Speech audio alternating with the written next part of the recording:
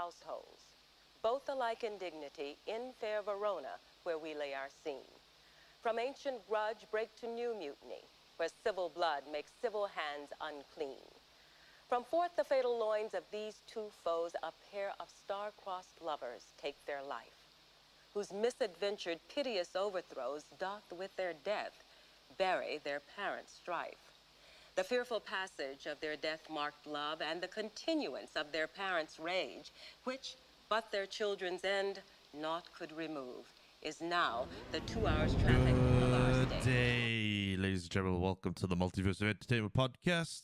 This is the podcast where we dive into the multiverse of TV and movies, and we discuss the good, the bad, and damn right ugly. My name is James. Welcome in to the show. Appreciate you coming in. Today we are episode 25. We are a quarter away to 100 episodes. Thank you very much for joining me these last 24 weeks. And when this is released, it'll be 25 weeks. So thank you very much for tuning in. And we have got a really good one for you today. One of my favorite Leonardo DiCaprio films. I think it's like either my second or first favorite Leonardo DiCaprio film of all time. We're talking Romeo and Juliet. This is the modern adaptation one, and just listening to that and then trying to find all like the sound bites and everything just brought back so many memories of this movie. I can't wait to talk about it. I was due to have a guest today for the show. My fault. I was Sassy Bear, a friend of the show, Sassy Bear, was supposed to join me on this episode. But because of a busy and tiring week, I forgot to message him and ask him when he wants to do it. I messaged him last night. When I say last night, this is Saturday the 23rd. I'm recording this right now. And I messaged him on Friday night, early doors. So... and I saw her on social media. He's got a wrestling show today. So, Sassy, hope you have a good show.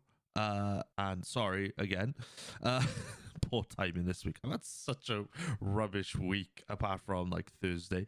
But yeah, so I'm running this one solo again. But don't worry, Sassy Bear will return soon for another episode. I promise you that.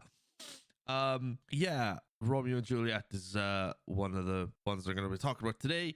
So I'm just going to crack on. Oh god, I can't speak today. Fuck it. This is free. You guys can listen to all my fuck ups all you want.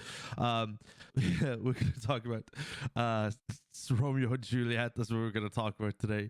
Where this movie, I did not know this, all right? But this movie was released in North America on the 1st of November 1996, and it was released in Australia 26th of December 1996, Boxing Day. Little did we know. And there's no release date for the UK, so I think it was only released in like certain areas, which is weird. So have a good one, listen in, and let's get to it.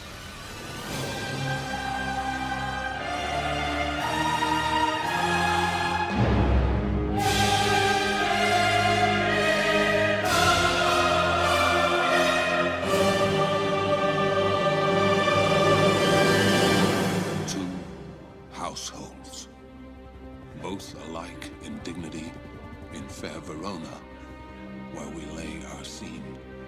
From ancient grudge break to new mutiny, where civil blood makes civil hands unclean. Wow.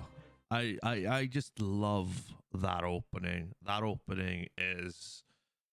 Oh, it sets the tone for what this movie is, and I can't think of another film.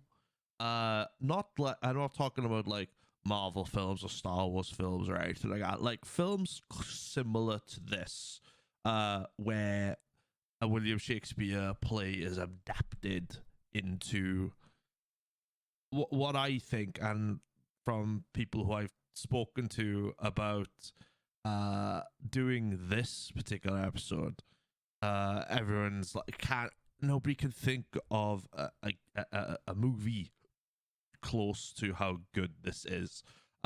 Maybe Macbeth comes close, but the difference with Macbeth and this one, Macbeth, both stick to like the general story of what that play is, but Macbeth was more adapted for like to be true to the actual play, where this was the actual play but adapted for modern times. And you can't I just can't place my finger on how good this film is. If you've never seen this film, I would highly recommend you guys watching this film before listening to this podcast, because my description of this movie won't do it justice. I could try my damnedest, but this film is just second to none. So if you've never heard of Romeo and Juliet, what are you doing? Living under a rock, maybe? This is one of the premier, or one of many plays William Shakespeare wrote and put in front of a live audience in the Old Globe Theatre in London. And through years, centuries, this play, like many other plays, have like aged really, really well. And for someone to say in Hollywood, hey, let's turn this play into like a modern adaptation and we'll add certain things in there.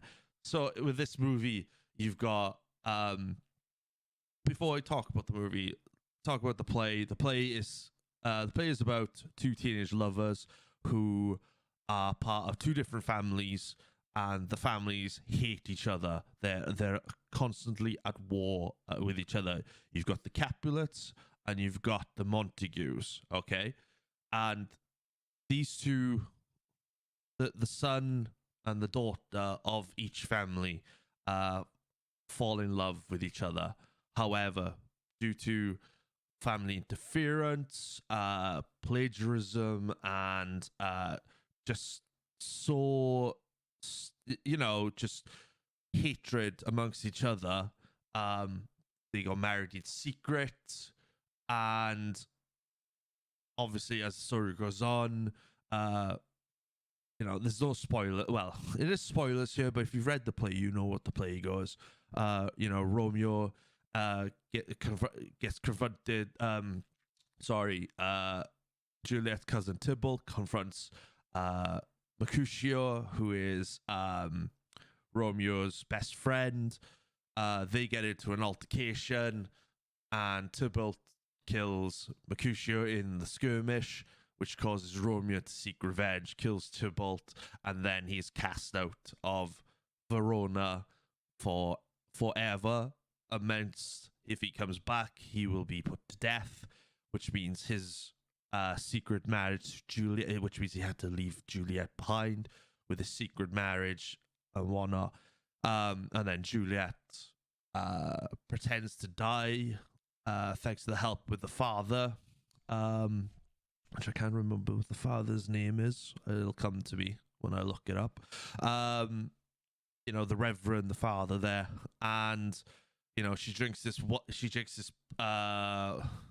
No, it's poison, but it's like not real poison. It kind of like puts her into like sleep for a few days, which she does. Everyone thinks Juliet's dead. Everyone's sad. The Capulet family is very, very sad. And Romeo finds out, and he's off to come back to, get Juliet. But he arrives at the church. He sees Juliet laying there in this like beautiful mural, and obviously he has poison from the father again, and this time this poison is real, and if he drinks it, he will certainly die. And he goes up, fights Juliet. Really, really sad says some dialogue, some beautiful dialogue, and he drinks the poison. But as he's doing it, Juliet wakes up. Juliet grabs him. By this time, he's already drunk the poison. He's slowly dying. Juliet's obviously distraught because that's what she didn't want, and then she kills herself. And then the two lovers of fair Verona, as the line says, die together, and all because the families wouldn't let them be together. And that's just a short overview, and if everyone must have seen the play right now, but at least once, or heard of it through their English class or their drama classes. I first saw this movie during a year 9 English class, because my teacher English teacher in year 9 was a drama teacher, and he put it on one day, and I was just enthralled. Okay, because when I saw it, when I was when you're a teen, you're like, oh, I don't really want to look at Shakespeare. I don't want to do that. But this is one of this movie actually got me interested in William Shakespeare, because as I got older, the things I was watching, I was noticing Shakespeare references from Romeo and Juliet, Macbeth, a few other things as well. I could only think of those two. Those two are only the ones that pop to my mind right now. And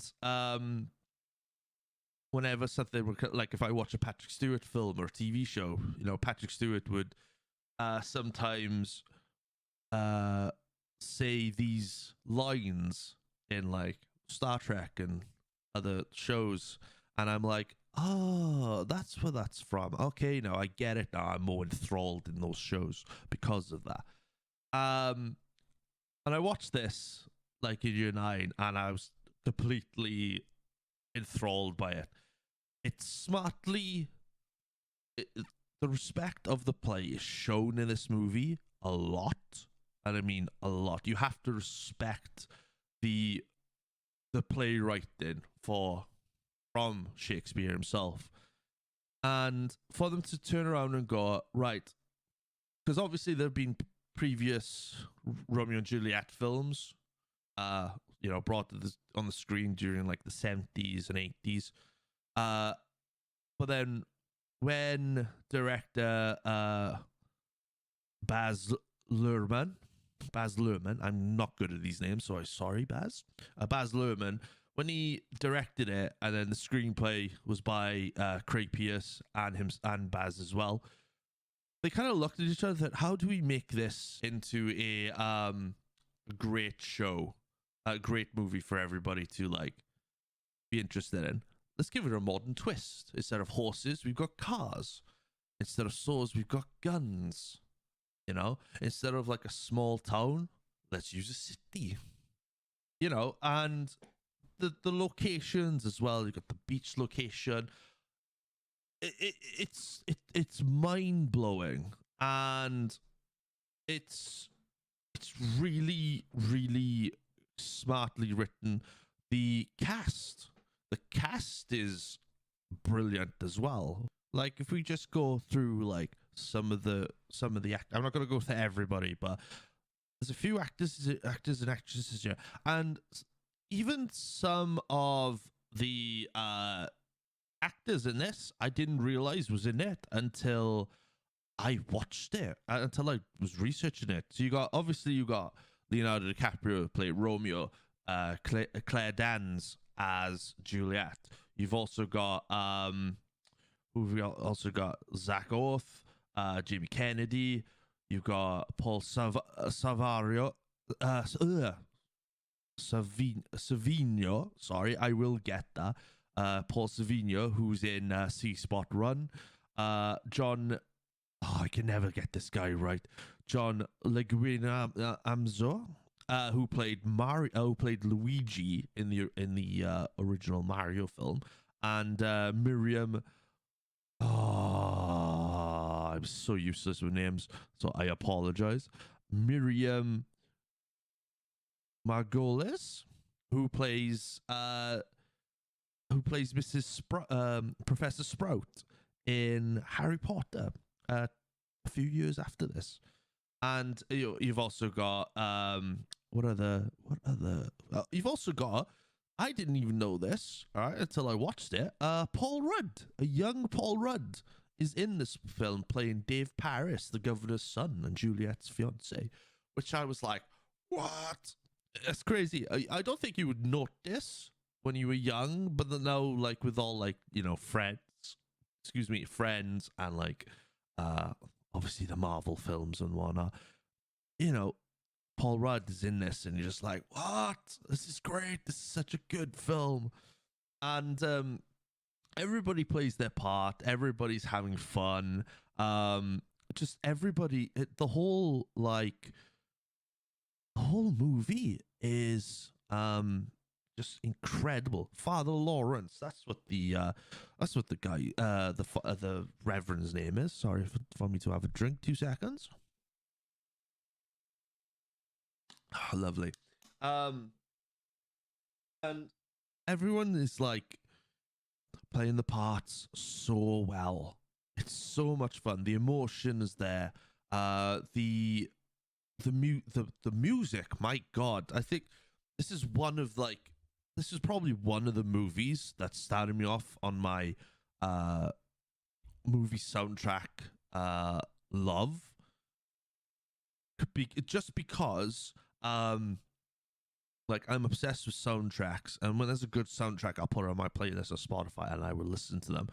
But my God, this film had it.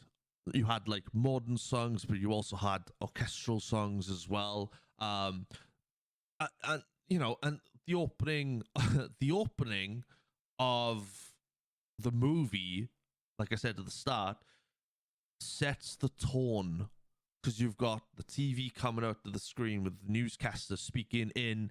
This is the best thing about this movie. Everyone's speaking in Shakespeare. Stays true to the movie. They haven't gone like, no, we're not going to bother with the Shakespeare right then. Let's create our own script. No, they've stuck true to it. Everyone is listening to it, and it's amazing. Speaking it, everyone's doing it really, really well. Everyone's coming up with their dialogue, nailing it onto the point. And with the opening, you've got, again, you got the news anchor on the TV, and then it cuts to this huge orchestral track that you heard in the interlude between the intro and the talking about the film. And you've got Father Lawrence talking about the story as well, and you get, like, little snippets of what's going to happen without spoiling the movie in it. So it's like a proper William Shakespeare theatre released play, which is absolutely phenomenal. Absolutely phenomenal. And then it goes from that straight into, like, the introduction of the Montagues, and you get that soundtrack with, like, the boys, and you think, yes, this is gonna be great. You got, like, modern music with the acting, and then it just all kicks off then to the Montagues and the Capulets with, like, the gunfight in the fuel station and everything else like that, and it's great. The dramaticness of it is incredible. The music's on par. It's heavy when it needs to be with the orchestra. It's sweet and subtle and romantic at the romantic sides, especially when that, the famous Romeo, where thou art my Romeo, that bit, that's incredible as well. The wedding scene and everything, and even the I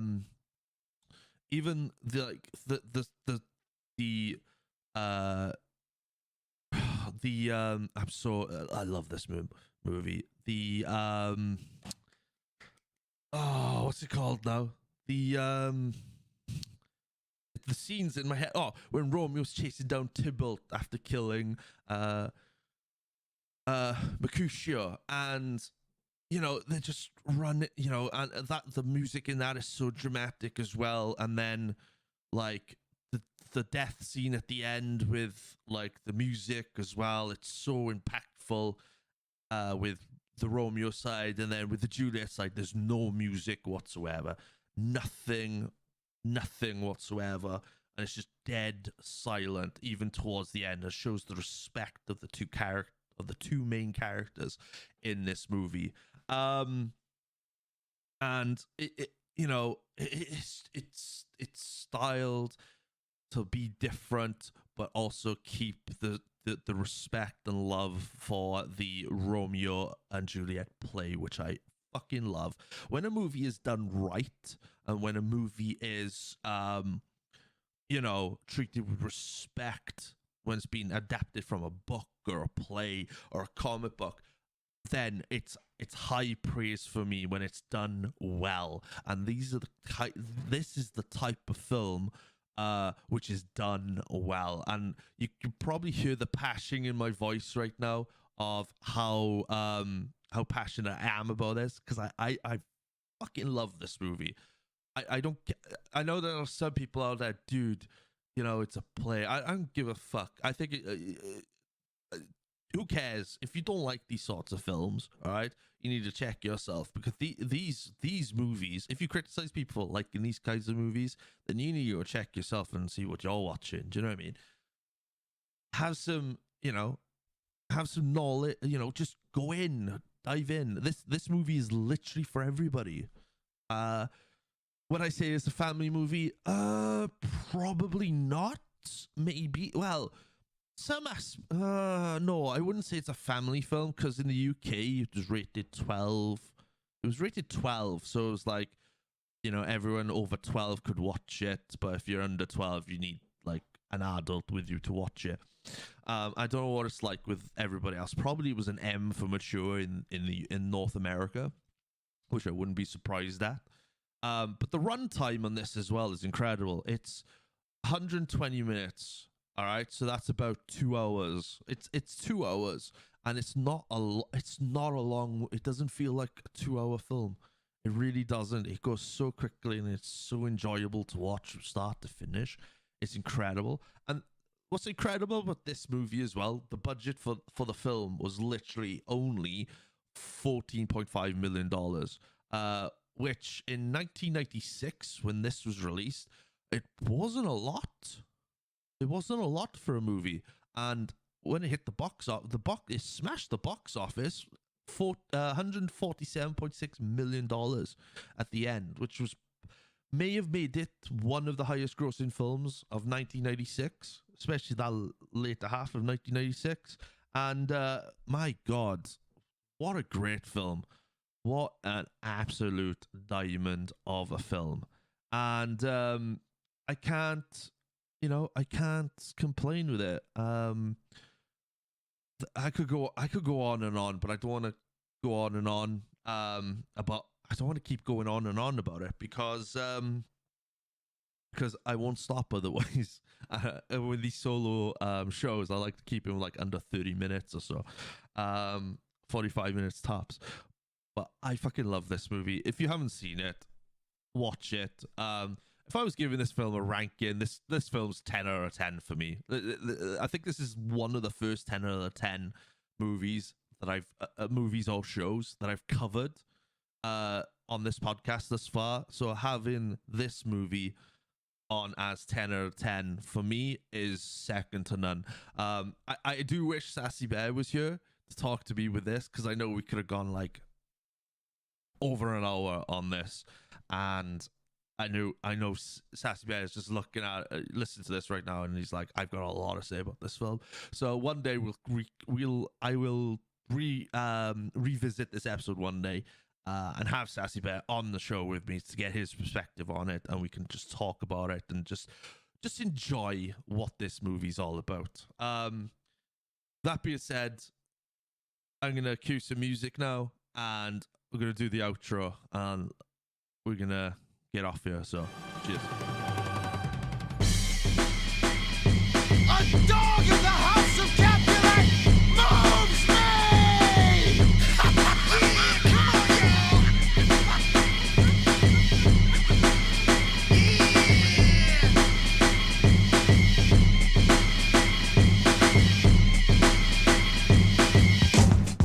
The boys week. This was episode 25. We're talking William Shakespeare's Romeo and Juliet. Thank you guys for listening. I hope you enjoyed this episode.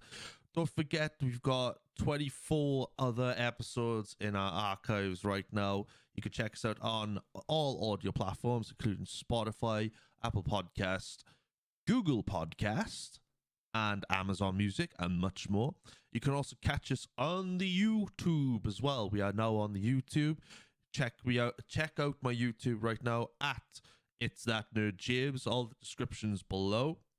You can also follow the podcast at the Multiverse of Entertainment Pod on Instagram and Mo Podcast on TikTok. You can follow me on Instagram at ItzThatNerdJames. All my links are below in the the description of these podcasts each and every week.